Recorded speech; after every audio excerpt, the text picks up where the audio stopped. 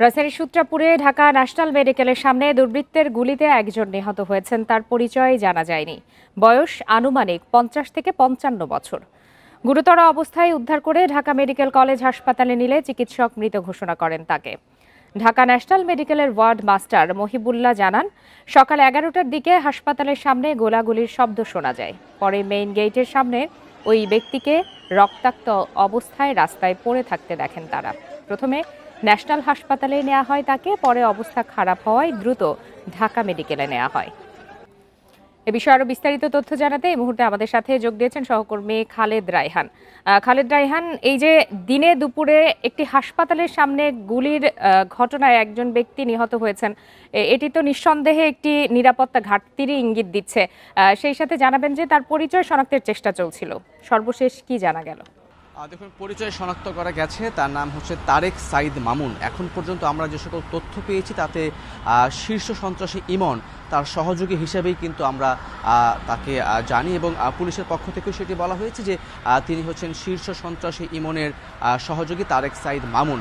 তিনি কিন্তু চিত্রনায়ক সোহেল চৌধুরী হত্যা মামলার আসামি এবং একই সঙ্গে সাবেক সেনাপ্রধান আজিজ আহমেদের ছোট ভাই টিপু হত্যা মামলার আসামি বলে আমরা এখন পর্যন্ত তথ্য পাচ্ছি। তবে তিনি সেই ব্যক্তি কিনা সেই বিষয়ে পুলিশ চূড়ান্তভাবে কিছু না বললেও আমাদের যে সকল সূত্রগুলো রয়েছে তাদের কাছ থেকে কিন্তু আমরা সেই তথ্য পেয়েছি। এবং কিছুদিন আগেও তার উপরে কিন্তু এরকম হামলা হয়েছিল এবং সেই হামলাতে চন্দ্রশীল নামের একজন পথচারী নিহত হয়েছিলেন। এবং আজকে যিনি মারা গেছেন কিছুক্ষণ আগেই একটি সিসিটিভি ফুটেজ আমরা পেয়েছি, সেখানে আমরা দেখেছি যে একেবারে প্রকাশ্যে দুজন পাতারি গুলি কিন্তু তার উপরে করেছে এবং তার একটি গুলিতে কিন্তু তিনি মারা গেছেন। এবং এখন পর্যন্ত ঢাকা মেডিকেলে মরদেহ রয়েছে, যদিও তার ছোট ভাই কিছুক্ষণ আগে গণমাধ্যমের সঙ্গে কথা বলে দাবি করেছিলেন তিনি কোনো রাজনীতি বা তিনি কোনো অপকর্মের সঙ্গে জড়িত ছিলেন না। তবে আমরা এখন পর্যন্ত যে তথ্যগুলো পেয়েছি তাতে তারেক সাইদ মামুন তিনি কিন্তু হত্যা মামলার আসামি এবং একাধিক হত্যা মামলার আসামি তিনি, এবং এর আগেও তার উপরে হামলা করা হয়েছিল। এবং আজকে প্রকাশ্যে দিন দুপুরে তার উপর যেই গুলিটি করা হলো, ইতিমধ্যেই পুলিশ থেকে শুরু করে আইন শৃঙ্খলা বাহিনীর অন্যান্য সদস্য যারা রয়েছেন তারা যিনি গুলি করেছেন যে দুজন, আমরা দেখেছি একটি মোটর সাইকেলে করে এসে নেমে তারপরে কিন্তু এলোপাতারি গুলি করা হয়। এবং সেই ফুটেজ কিছুক্ষণ আগে আমরা হাতে পেয়েছি, কিছুক্ষণের মধ্যে আমরা সেটি দর্শককে দেখাতে সক্ষম হব। এবং সেখানে যে দুইজনকে দেখা গেছে সেই দুইজনের পরিচয় শনাক্তে তারা যে মোটর সাইকেলটি করে এসছেন সেই মোটর সাইকেল নাম্বার দেখে চেক করে সেই কোত্থেকে এসে আশেপাশের সিসিটিভি ফুটেজগুলো পর্যালোচনা করে তারা কিন্তু সেই আসামি শনাক্তে কাজ করে যাচ্ছেন।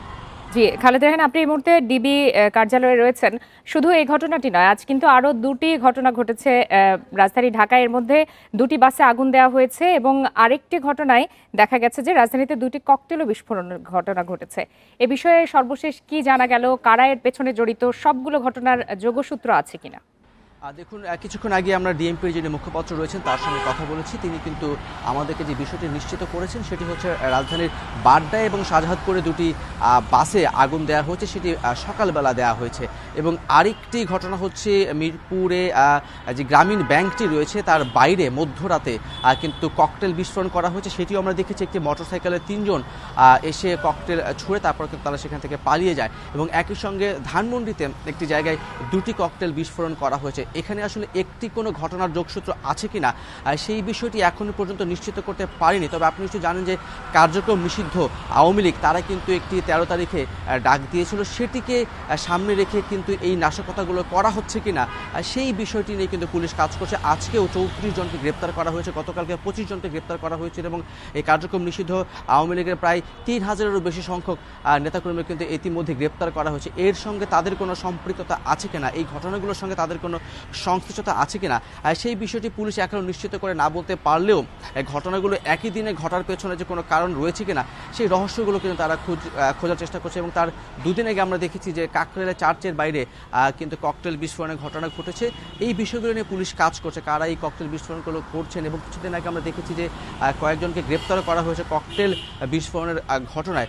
আজকে যে ঘটনাগুলো ঘটেছে, বিশেষ করে গ্রামীণ ব্যাংকের বাইরে যে ঘটনাটি ঘটেছে সেটা কিন্তু সিসিটিভি ফুটেজ আমরা হাতে পেয়েছি এবং সেটিকে ধরেই তারাও কিন্তু কাজ করছে যে বাসে আগুন কারা দেওয়া হচ্ছে। সকাল 6:30টার সময় যেই বাড্ডার সামনে বাসটিতে আগুন দেওয়া হচ্ছে সেই বাসটি কিন্তু দাঁড়িয়েছিল, সেখান থেকে মোটরসাইকেল আরোহী দুজনে সে বাসে কিন্তু আগুন ধরে দেয়।